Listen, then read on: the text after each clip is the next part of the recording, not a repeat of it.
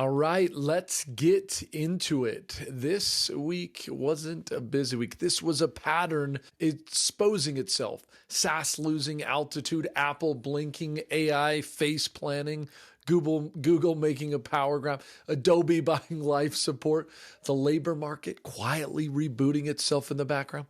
All separate headlines, but if you're skimming one storyline, you're paying attention to the past 20 years of tech are ending. The next 20 are showing their teeth. Let's start where everyone's too polite to look. Look, SaaS isn't slowing, it's getting dismantled in real time. We've all been tiptoeing around this for months, but the Adventis chart ripped the Band-Aid clean off. 36% growth down to 12% growth, heading toward 11. That's not a cycle. That's the business model aging out. SaaS, it's turning into utilities.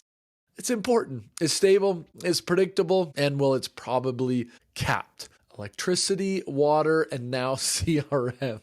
The real action, it's somewhere else now. And the operators inside companies can really feel it. Here's exactly what they're seeing, and none of this is theory. First, SaaS sold workflows. AI sells outcomes. A SaaS platform gives you a to-do list. An agent actually finishes the damn to-do list. Once the labor moves inside the app stops being the product. The labor then becomes the product. Number two, CFOs, they're done buying all these seats. They're not approving more and more licenses. They're approving fewer humans. That fits the math. SaaS, it doesn't. Number three, feature parity. It's killing categories. CRM's the same. Every CX tool's the same. Every marketing automation tool. It's just a UI with a really long setup. AI is exposing how thin the moats always were. Number four, enterprises hit peak SaaS years ago. Now they're consolidating. They're gutting their stacks by 20 to 40% and not really replacing anything. Number five, AI startups. They're growing so fast. They're growing at speed SaaS can't physically match. 9-figure revenue in months, not years. That resets investor expectations almost, frankly, overnight. Number six, value moved down the stack, compute and data and agents. It's not UI layers. This is a transfer of value, not really a slowdown. SaaS becomes an economic bond. AI becomes the growth stock. Now founders have to choose, build on SaaS and get stable multiples, or build agents that replace the work SaaS was built to monetize. One is fairly safe, one scales. Pick the life you want. Now, while SaaS is losing altitude, the giants who define the last era, they're running into their own ceiling. Apple's real crisis isn't Tim Cook retiring. I think it's Apple actually missing the point. Now, everyone describes Cook's eventual succession as a smooth baton pass. Zero urgency, zero panic. But Bloomberg's reporting paints a slightly different picture.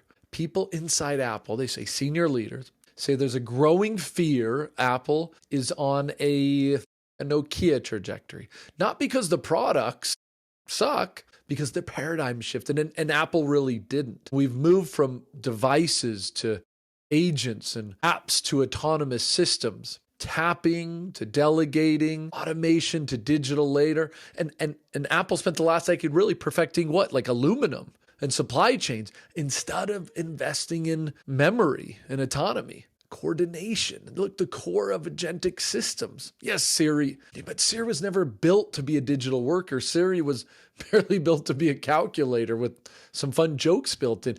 The next CEO's scorecard, it's got to be simple. Can Apple architect the OS that runs the AI workforce? Identity, state, memory, task, switching, delegation, orchestration.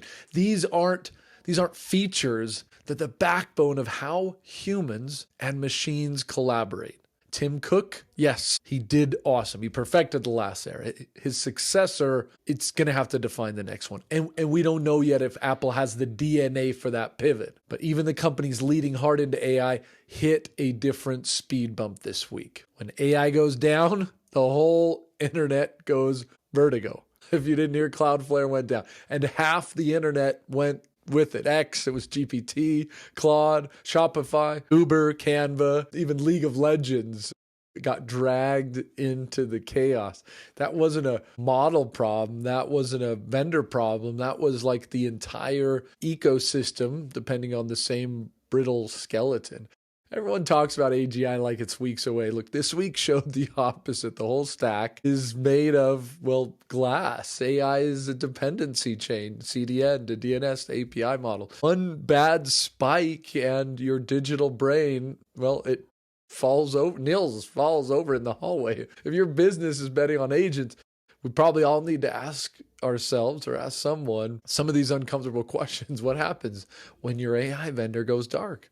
Do you have a multi-provider architecture? Is there a fallback, or does your window or workflow just die? Can your system degrade gracefully instead of failing loudly? I don't think this was Skynet knocking on the door. It was just a reminder that the AI future, it's incredibly powerful, but at the moment, maybe structurally fragile. And while the stack wobbles, one company is quietly building the rails everyone else is going to need. Google, it's not just shipping models, it's building actually that operating system for digital labor. Now, everyone framed Gemini 3 like it was another model upgrade, benchmarks and leaderboards and Twitter charts, but I don't know if any of that mattered. What really mattered was the distribution and like the embeddedness. Google didn't release just a smarter bot. They plugged agentic capabilities into things like search and workspace and Android Vertex and this anti-gravity and IDE designed around agents, not humans. This is Google turning the internet into an OS for digital workers. Meanwhile, Microsoft is trying to do the same thing with Office and Windows, and OpenAI is trying to do it from a browser tab. I think the rest of the market is still obsessing over which model scores like 3% higher on MMLU. The model race, it feels like it's slowing a little bit. The agent platform race is heating up more and more. And here's the thing I think people are starting to talk about. Agents don't use your SaaS UI. They don't click, they don't drag and drop, they don't admire your onboarding flow. They hit the APIs, they do the work, and they frankly move on. Google sees the future clearly. They're building the home for the digital workforce, but not every incumbent is really that far ahead. Some are scrabbling to survive this big transition. One of them is maybe Adobe.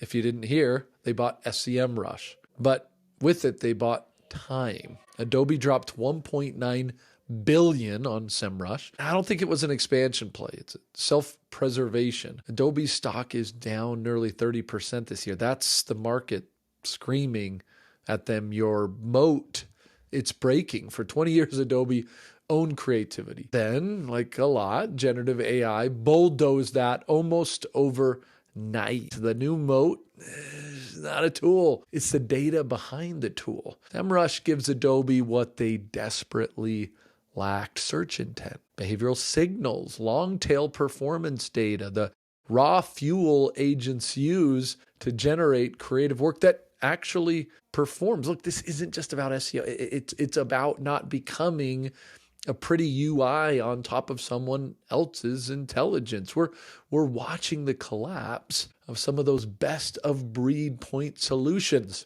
Tools, yeah, they become features. Features, they become agents. And then agents collapse entire categories. Adobe's trying to make sure it doesn't become collateral damage. And if you think this shift is only happening in software, I think you're missing the bigger picture. The labor market, if you didn't see this week, it isn't cooling. I think it's more rebooting. The headlines, if you didn't see, said the U.S. added like 119,000 jobs in September. Everyone called it a mixed report. But no, I think it's more like a rewiring. Almost all the job growth came down to three sectors: healthcare, social assistance, and then it was leisure and hospitality. Now, everywhere else, down about 150,000 jobs. This year, management, admin, information work, temp agencies. These are digital, repetitive, predictable roles. the exact roles API replaces first. Companies aren't necessarily announcing these layoffs. They're freezing hiring,